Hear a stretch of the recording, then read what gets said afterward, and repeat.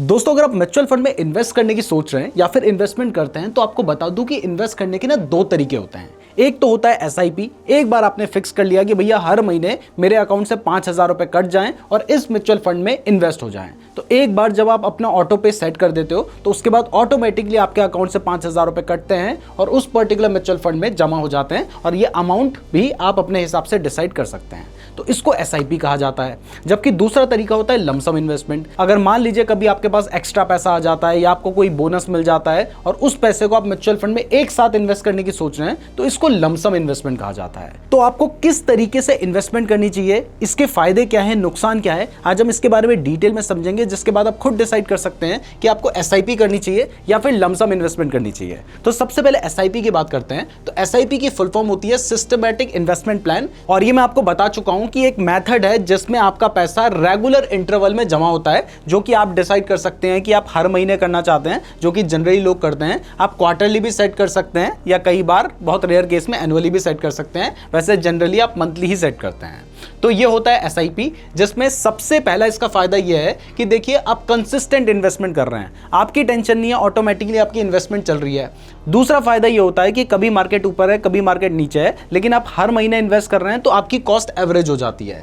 तीसरा, यहां पर लॉन्ग टर्म में अच्छे रिटर्न्स बनने के चांसेस होते हैं। और चौथा, यहां पे रुपी कॉस्ट एवरेजिंग भी हो जाती है। देखिए आज आप इन्वेस्ट कर रहे हैं तो आज रुपीस की वैल्यू कुछ और है, आज से 4 साल बाद इन्वेस्ट करोगे तो उस टाइम पर कुछ और वैल्यू होगी। तो एक साथ पैसे देने की बजाय कई बार ठीक रहता है कि आप थोड़े थोड़े करके अपना पैसा इन्वेस्ट करें। और इसके अलावा देखिए इसका फायदा यह भी है कि यहां से आपको टेंशन लेने की जरूरत नहीं पड़ती है, आपका एक डिसिप्लिन बन जाता है, ऑटोमेटिकली इन्वेस्टमेंट होती रहती है। ये बात है एसआईपी की। लमसम की बात करें तो यहां पर मैं आपको ऑलरेडी बता चुका हूं कि इसमें आपके पास ठीक ठाक पैसा है, आप एक साथ इन्वेस्ट करना चाहते हैं तो वो आप कर सकते हैं। इसमें आपका हर महीने की टेंशन नहीं है कि भाई मेरी एसआईपी कटी या नहीं, एक बारी में आपने इन्वेस्टमेंट करके उसको छोड़ रखा है। बट इसमें रिस्क कई बार ज्यादा हो जाता है, क्योंकि अगर आपने गलत टाइम पे इन्वेस्ट कर दिया तो यहां पर मार्केट गिरेगा तो फिर आपको नुकसान भी अच्छा खासा दिखाई देगा।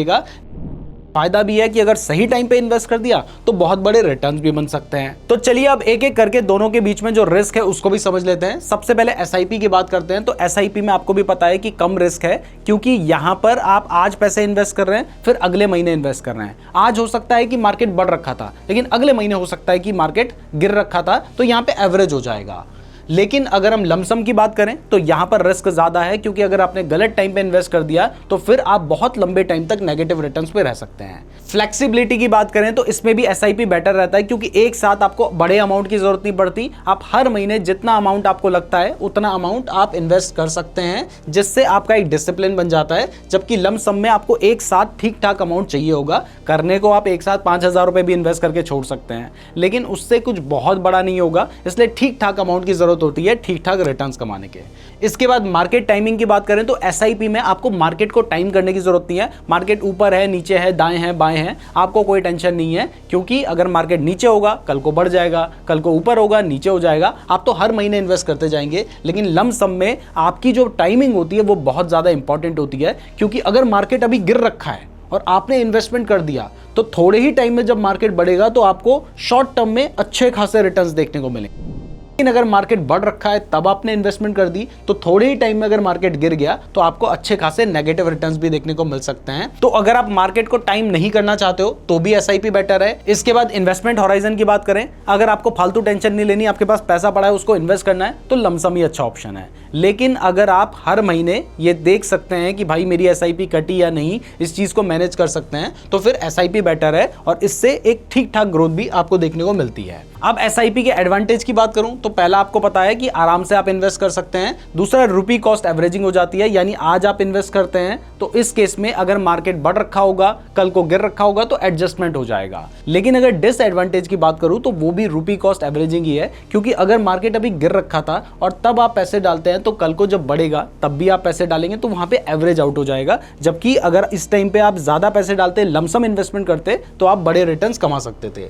लमसम की बात करूं तो इसमें सबसे पहले अगर आपने बुलिश बुलिश मार्केट में पैसा डाल दिया, अच्छे टाइम पे पैसा डाल दिया तो अच्छे पैसे कमा सकते हैं, लेकिन अगर आपने गलत टाइम पे पैसा डाल दिया तो वहां पे नुकसान भी हो सकता है, क्योंकि यहां पर आपकी जो कॉस्ट है वो एवरेज नहीं होती है।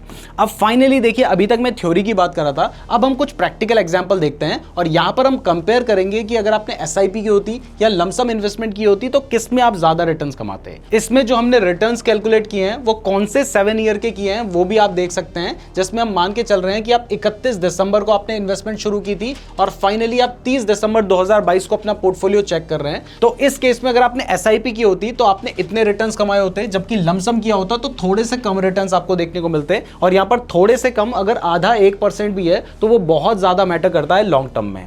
इसके बाद 8 साल की बात करें तो एसआईपी में आपको 14.07% के रिटर्न्स मिलते, लमसम में 11% के रिटर्न्स मिलते। कारण क्या है? कारण यह है कि यहां पर आप 2014 में इन्वेस्ट कर रहे थे, उस टाइम पर मार्केट अच्छा खासा बढ़ रखा था। लेकिन वहीं अगर आपने 2013 में इन्वेस्टमेंट शुरू की होती तो इस केस में आपको 13.72% के रिटर्न्स मिलते, 13.83 ऑलमोस्ट बराबर है। बट अगर हम आ जाते हैं कि अपने 10 साल पहले यानी 2012 में इन्वेस्टमेंट शुरू की होती और 2022 में चेक कर रहे होते तो एसआईपी में आपको 13.75% के रिटर्न्स मिलते, यहां पर भी लमसम में आपको 13.24% के रिटर्न्स मिल रहे हैं। तो आपको लग रहा होगा कि भाई फिर इस केस में तो फिर लमसम इन्वेस्टमेंट बेकार चीज है, एसआईपी ज्यादा बेटर है। लेकिन कुछ केसेस में आपको दिखाई देगा कि भाई लमसम रिटर्न्स बेटर भी हो सकते हैं। जैसे एक हम एग्जांपल ले लेते हैं 2008 का, तो अगर किसी ने 31 दिसंबर 2008 को एसआईपी शुरू की होती और 2022 तक वो एसआईपी करता रहता, यानी 14 साल उसने एसआईपी की, तो उसको 13.17% के रिटर्न्स मिलते। लेकिन अगर इसकी जगह पर वो एक साथ पैसे इन्वेस्ट कर देता तो फिर उसको 15.19% के रिटर्न्स मिल जाते, यानी उसको ज्यादा रिटर्न्स इस केस में लमसम में मिल रहे हैं। अब ऐसा क्यों हुआ है ये आप समझ गए होंगे, क्योंकि 2008 में मार्केट क्रैश हुआ था तो मार्केट अच्छा खासा गिर रखा था, तो अगर किसी ने एक साथ पैसे डाले होते तो वो ज्यादा रिटर्न्स कमाता। बट वहीं अगर किसी ने 2007 में इन्वेस्टमेंट कर रखी होती तो उस टाइम पर मार्केट बहुत ज्यादा बढ़ रखा था, फिर मार्केट क्रैश हुआ था, तो एसआईपी में तो वो क्रैश के टाइम पर भी एसआईपी कर रहा है ना, तो वो ऑलमोस्ट 13% के रिटर्न्स कमाता। लेकिन यहां पर जो रिटर्न्स है वो बहुत ज्यादा गिर गए हैं, लगभग 8.7% के रिटर्न्स हैं, और हम बात कर रहे हैं 15 साल की। कहां तो लोग आपको दिखाते हैं ना कि भाई 12% 13% बन गया होता, लेकिन यहां पर आपने एसआईपी ही और आपको 8.77% के रिटर्न्स मिले। बट इसकी जगह पर अगर हम देखें कि 20 साल पहले 2002 में आपने अपनी एसआईपी शुरू की होती तो आपको 14% के रिटर्न्स मिलते, जबकि अगर आपने लमसम इन्वेस्टमेंट की होती तो आपको 16% के रिटर्न्स मिलते। तो इससे भी साफ क्लियर हो रहा है कि अगर सही टाइमिंग में इन्वेस्टमेंट कर रहे हो, आप मार्केट को टाइम कर सकते हो, या मार्केट बहुत क्रैश हो रखा है उस टाइम पर आप इन्वेस्टमेंट कर रहे हो, तो लमसम इन्वेस्टमेंट से बेटर कुछ नहीं हो सकता। लेकिन अगर आप मार्केट को टाइम नहीं करना चाहते और आप कोई टेंशन नहीं लेना चाहते तो फिर एसआईपी ज्यादा बेटर है। तो फाइनली अगर कंक्लूजन की बात करें तो एसआईपी उन लोगों के लिए बेटर है जो कि रेगुलर इन्वेस्टमेंट करना चाहते हैं, जिनके पास लिमिटेड फंड्स हैं और वो डिसिप्लिन के साथ लॉन्ग टर्म तक इन्वेस्ट कर सकते हैं, तो उनके लिए एसआईपी बेटर है। और अगर लमसम की बात करें तो लमसम इन्वेस्टमेंट उनके लिए बेटर है जिनके पास अच्छा खासा अमाउंट है और जो ठीक ठाक रिटर्न्स कमाने के लिए थोड़ा सा हाई रिस्क लेने के लिए रेडी हैं। बाकी अगर ज्यादातर केस में देखें तो हमें दिखाई देता है कि जो एसआईपी है उसने बेटर रिटर्न्स दिए हैं, तो अगर आप फालतू कोई भी टेंशन नहीं लेना चाहते हैं तो फिर एसआईपी ही बेटर रहेगी। बट यहां पे एक नया सवाल आ जाता है कि एसआईपी हमें म्यूचुअल फंड में करनी चाहिए या फिर ईटीएफ में करनी चाहिए। अगर आप इसके बारे में डिटेल में जानना चाहते हैं तो इस टॉपिक के ऊपर भी या तो हमारी वीडियो आ चुकी होगी या फिर आने वाली होगी। वीडियो पसंद आई है तो वीडियो को लाइक और चैनल को सब्सक्राइब जरूर कर दीजिएगा। अगर आप स्टॉक मार्केट में इन्वेस्ट करने के लिए, म्यूचुअल फंड में इन्वेस्ट करने के लिए अपना अकाउंट ओपन करना चाहते हैं तो मैंने डीमैट अकाउंट का लिंक डिस्क्रिप्शन पे दे रखा है। ये वही डीमैट अकाउंट है जिसका मैं यूज करता हूं। और अगर आप म्यूचुअल फंड के बारे में डिटेल में जानना चाहते हैं तो आप ये वाली वीडियो देख सकते हैं। धन्यवाद।